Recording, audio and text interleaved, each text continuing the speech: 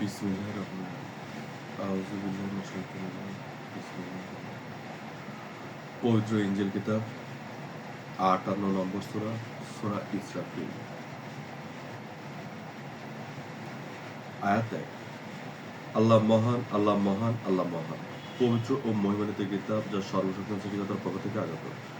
কিয়ামত আসন্ন যাবে চোখের পলকে। স্মরণ করো মসিহর অন্যতম কনিষ্ঠ পুত্র ইসরাফিল ও তার কুরসি নিকটবর্তী সম্মুখ বসতির কথা। বলতে আল্লাহ ছিলেন তাদের অত্যন্ত সন্নিকটে চতুর রাখেন প্রান্ত পরবর্তীকালে আলোচনা যথাক্রমে কুরসির নিকটবর্তী মধ্যবর্তী দূরবর্তী দৈর্ঘ্যের সবথেকে ছোট প্রান্ত সাজিউটের অবস্থান আরশের রাখেন প্রান্ত সবথেকে বড় শক্তিশালী বসতি তাদের অধিকাংশ তুমি মুমিন হিসেবে পাবে। ওরা শরীরগুলোকে বিচার দিবসে আল্লাহর সামনে হাজির করবে। এই সময়ের ভেতরে বান্দাদের রূহগুলো তাদের কর্মের ফলাফল ভোগ করতে থাকবে। বিচার দিবসে যা তার জন্য অবতারিত শরীর ছাড়া রূহগুলো নিয়ে তাদের দুর্বল এবং তারা খুব অল্পই কাজ করতে সক্ষম করে। ইসরাও কাফির জেনারেল ৭ কোটি গুলাকের কথা যখন রোমান ব্রিটিশ কাফিরেরা মুমিন ঢাকা বসতিতে হানা দিল, শহীদ মুমিনদের পক্ষে অবস্থান নিয়েছিল শহীদ লিঙ্কন পুত্র ডয়েন এবং ও শহীদ মুজিব পুত্র ঈসা। ডয়েন ও ঈসা প্রতিপক্ষ ৭ ফুটি হাফতারকে দ্বিভাগে প্রথম প্রহরে ধরাশায়ী করল। আল্লাহ এক অদ্বিতীয়, তিনি ছাড়া অন্য কোনো মাবুদ নেই। মসিহ ঈসা আল্লাহর প্রেরিত রাসূল।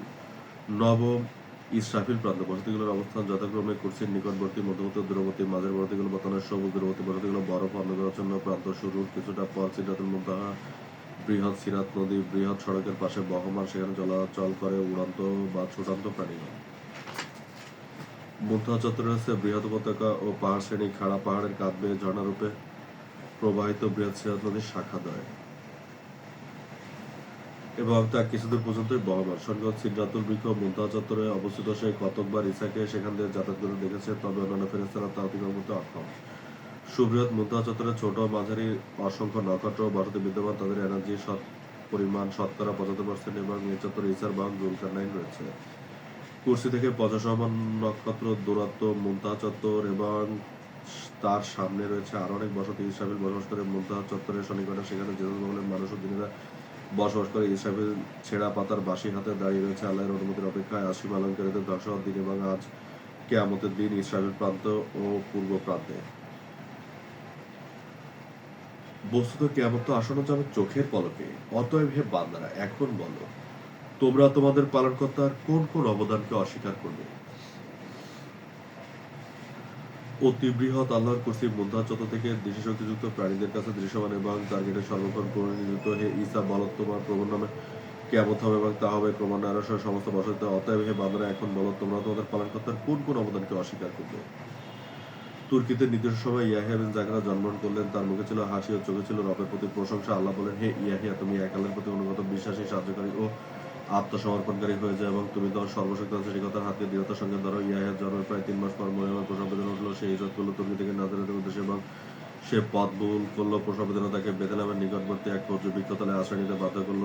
দুই পাশে পাহাড়, অল্প কয়েক খর্জুর বৃক্ষ ও ছোট গুল্ম ঘেরা ঝোপঝাড় তাকে পর্যাপ্ত গভীরতা প্রদান করল। অতঃপর মসিহ ঈসা সুস্থ স্বাভাবিকভাবে জন্মগ্রহণ করলেন। আল্লাহু আকবার। সিজদা।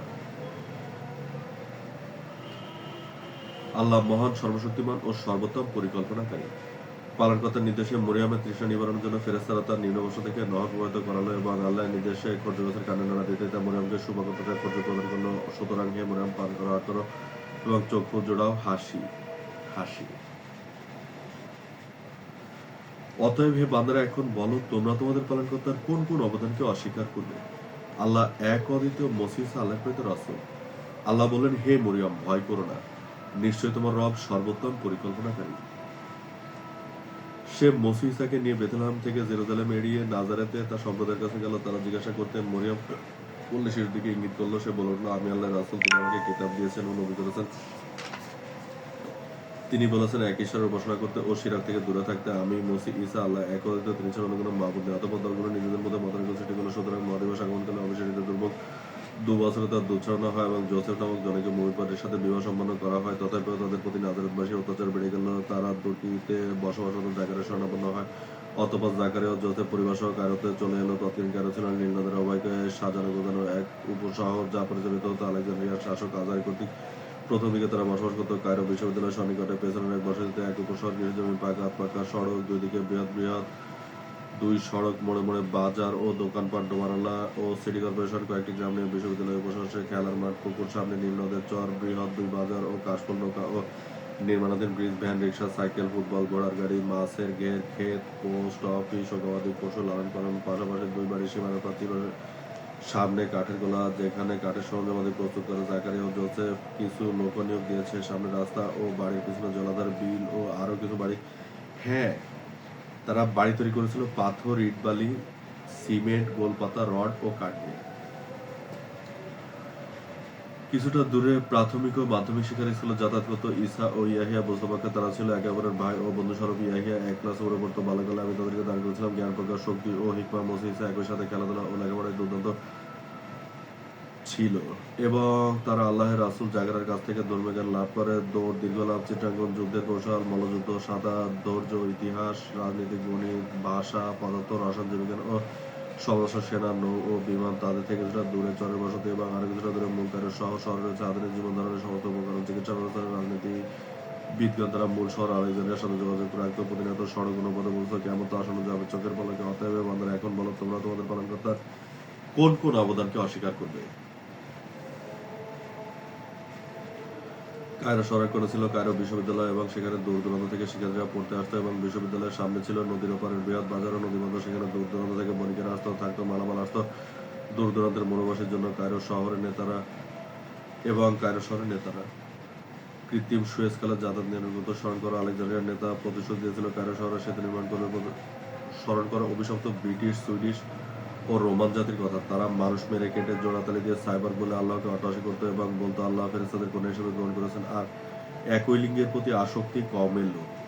আর তোমরা অপরাধী হয়ে মুখ ফিরিয়ে নিও না।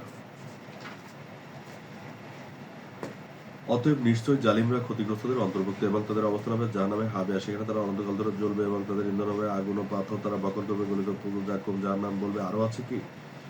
বিকানের জাতি কাফির, উইলিয়াম ব্রিটিশ কর্তৃক দখল 1,30,000 খ্রিস্টপূর্ব। বিভ্রান্তি ধরন সুন্দরী নারী দ্বারা। জুলকিফলের জাতি কাফির, থর সুইডেন কর্তৃক দখল 1,30,000 খ্রিস্টপূর্ব। শক্তিশালী পুরুষ থাকবে। গলিয়াত মুমিন বিশ্বস্ত হওয়ার অভিনয় করবে। কোট শুই হয়ে ঢুকবো, ফাল হয়ে বেরোবো। আর কে মিডিসের জাতি কাফির, রোম ইতালি কর্তৃক দখল 1,30,000 খ্রিস্টপূর্ব। বিনিয়োগ ও স্বল্প সাহায্যের মাধ্যমে মুমিন অসহায় অত্যন্ত বিশ্বস্ত বন্ধু হওয়ার চেষ্টা করবে। কোট রোম কূপে কূপে ঢুকে যাব। হে বান্দারা, কেমন তো আসন্ন যাবে চোখের পলকে। অতএব তোমরা তোমাদের পালনকর্তা কোন কোন অবদানকে অস্বীকার করবে? স্মরণ করো কিরামুল কাতিবিন ও তাদের আইনজীবী বসতির কথা। কিরামুল কাতিবিন উভয় ছিল আল্লাহর মনোনীত বান্দা ও রাসূল। আনুমানিক 30 কোটি বছর পূর্বে তারা বসবাস করত আরশের পশ্চিম প্রান্তের সমতল ভূমিতে। তারা জিবরাইল নক্ষত্র থেকে সৃষ্ট দ্বিতীয় প্রথম শ্রেণীর বান্দা এবং তাদের প্রোডাক্ট শতকরা 70%। তাদের স্থানীয় এনার্জি পরিমাণ শতকরা 70% এবং তারা অদৃশ্য সাধারণের চোখে তাদের দায়িত্ব ছিল বান্দাদের ভালো ও খারাপ কর্মকাণ্ডগুলো লিপিবদ্ধ করে রাখা। তাদের আকৃতি অনেক ছোট এবং তারা আল্লাহের দেয়া পোশাক পরিধান করে। কিয়ামতের পর তারা এগুলো আল্লাহর কাছে জমা দেবে। তাদের বসতিতে ফিরে যাবে। এখনো তাদের বসতি পড়া। সুতরাং সেরা নক্ষত্রের সংযোজন এবং সবুজায়ন। স্মরণ করো পূর্ব প্রান্ত ও 80% কারারক্ষী বসতির কথা। পূর্ব ছিল আল্লাহের মনোনীত একজন বান্দা ও রাসূল। আনুমানিক 2 বিলিয়ন বছর পূর্বে তাদের বসবাস ছিল বর্তমান আরশের পূর্ব প্রান্তে কুরসির নিকটবর্তী স্থানে। তাদের উৎপত্তি সেনাগর থেকে। তাদের স্থানীয় এনার্জি পরিমাণ শতকরা 70% এবং তারা অদৃশ্য সাধারণের চোখে। তাদের দায়িত্ব ছিল কারারক্ষী, কতক জান্নাতের এবং অধিকাংশ জাহান্নামের। রহমান নক্ষত্রের তীব্র উত্তাপে তাদের বসতি মরুভূমি এবং কিয়ামতের কারণে তারা সকলেই মারা যাবে এবং পুনরুত্থিত হবে। পূর্বপ্রান্তের কিছু বসতি বান্দাদের রূহ কবজের দায়িত্ব পালন করে। স্মরণ করে উত্তরের প্রান্ত ও 80% যাজক বসতির কথা। উত্তর ছিল আল্লাহর মনোনীত একজন বান্দা ও রাসূল। আনুমানিক প্রায় 1 বিলিয়ন বছর পূর্বে তারা বসবাস করত উত্তরের দূরবর্তী প্রান্তের উঁচু পাহাড় শ্রেণীর কাঁধে এবং তারা পাহাড় কেটে গুহা নির্মাণ করে বসবাস করত। তাদের উৎপত্তি সেনানগর থেকে। তাদের স্থানীয় এনার্জি পরিমাণ শতকরা 56% এবং তারা অদৃশ্য সাধারণের চোখে। তাদের দায়িত্ব হাসরের ময়দানের খাদেম, এক সমুদ্রের প্রজার, কতক জান্নাতের ও কতক জাহান্নামের ইমাম, মুয়াজ্জিম ও খাদেম। রহমান নক্ষত্রের তীব্র উত্তাপে তাদের বসতি এখন অনেকাংশে সবুজ এবং 10 বিলিয়ন বছর পর মিকাইল উত্তরের প্রান্তে কেমন সংঘটিত হবে। অতএব হে বান্দারা, আল্লাহর সর্বোত্তম পরিকল্পনাকারী। কিয়ামত তো আসন্ন, যা হবে চোখের পলকে। এখন বলো তোমরা তোমাদের পালনকর্তার কোন কোন অবদানকে অস্বীকার করবে? স্মরণ করে ইসরায়েল প্রান্ত 70% তরুণদের বসতির কথা। ইসরায়েল ছিল আল্লাহর মনোনীত একজন বান্দা ও রাসূল। আনুমানিক 25 কোটি বছর পূর্বে তাদের বসতি ছিল ইসরায়েল প্রান্তের দূরবর্তী অংশের শুরুর দিকে। তাদের উৎপত্তি ইসরায়েল নক্ষত্র থেকে। তাদের স্থানীয় এনার্জির পরিমাণ শতকরা 65% এবং তারা অদৃশ্য সাধারণের চোখে। তাদের দায়িত্ব কিয়ামতের পর 80% এনার্জি শরীরের হুরিয়া, হুর, হাসরের ময়দানে জান্নাতে অবর্তমানে জানানো। রহমান নগরের তীব্র তাপে তাদের এলাকার বেশ কিছু স্থান ঝলসে গেছে। কিয়ামতের কারণে তারা সকলেই মারা যাবে এবং পুনরুত্থিত হবে এবং ইসরাফিলের সিঙ্গার ফুৎকারে কিয়ামত হবে স্মরণ করো জিবরার প্রান্ত 70% মৌলিক বসতির কথা। জিবরা ছিল আল্লাহর মধ্যে একজন বান্দা রাসূল। স্মরণ করো মসি ইসার বংশধর বুরাক ও রফরফের কথা। পবিত্র লাইলাতুল কদর 27 রমজানের রাতে তারা আল্লাহের রাসূল মুহাম্মদকে সিরাতুল মুনতাহার পবিত্র চাদরে পৌঁছে দিয়েছিল। মসি ইসার একদিনের সন্তান ও বসতি দুর্দান্ত যোদ্ধা। প্রায় 30 কোটি বছর পূর্বে তাদের মনে ছিল আরশের জিবরার প্রান্তের মাঝামাঝি জায়গাতে তাদের উৎপত্তি। দক্ষিণে নক্ষত্র থেকে তাদের স্থানে এনার্জির পরিমাণ শতকরা 70% এবং তারা অদৃশ্য সাধারণের চোখে তাদের বসতির দায়িত্ব ছিল ব্যবসায়ী এবং ব্যবসা কতক হাসরের ও কতক জান্নাতে রওনা করে তীব্র উত্তমে তাদের বসতি সবুজ এবং বেশ কিছুকাল পর সেখানে কেমন সংগঠিত হবে। বস্তুত প্রত্যেক প্রাণীর মৃত্যুর স্বাদ গ্রহণ করতে হবে। আল্লাহ মহান, সর্বশক্তিমান, জ্ঞানী ও প্রজ্ঞাময়। এছাড়াও স্মরণ করো আনুমানিক প্রায় 3.5 বিলিয়ন বছর পূর্বে কাবা এলাকার মাটি দিয়ে কতক দ্বিতীয় ও তৃতীয় শ্রেণীর প্রাণীদের তৈরি করা হয় এবং তাদের কতক বুদ্ধি বিবেচনা যুক্ত এবং কতক জান্নাতের আশাবাদী, কতক মহান, কতক আহার্য, কতক বিপজ্জনক তবে উপকারী।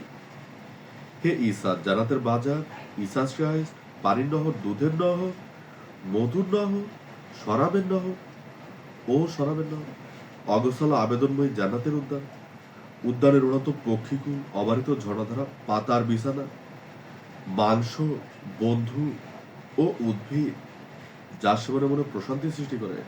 আল্লাহ মহান, সর্বশক্তিমান, ন্যায় বিচারক ও সর্বোত্তম পরিকল্পনাকারী।